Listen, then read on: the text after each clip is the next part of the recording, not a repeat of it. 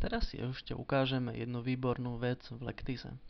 Vzhľadom na to, že už ku zakladanému spisu, ktorý sme si ukázali v inom videjku, nám pribudol jeden veľmi hodnotný úkon, vypracovali sme právny rozbor, robili sme to veľmi dlho, tak sa nám trovy navýšili a môžeme, respektíve naša odmena, a môžeme to klientovi fakturovať. Všimnite si túto funkcionalitu príloha faktúre.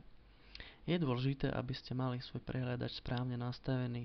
V prípade, že ho nemáte a teraz nasledujúca funkcionalita vám fungovať nebude, neváhajte, napíšte nám a my vám budeme vedieť poradiť, čo máte alebo nemáte spraviť, aby vám to fungovalo. Takže klikneme na príloha vo faktúre MS Word. Lectis sa nás opýtal, čo má s vygenerovaným súborom spraviť.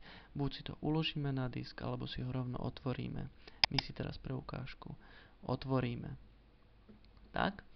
A teraz vidíme, ako výstup v jednotlivom súbori, ide o súbor MS Word, a takáto príloha môže byť kľudne plnohodnotná k faktúre. Zobrazuje všetky vykonané úkony, za ktoré si požadujeme peniaze.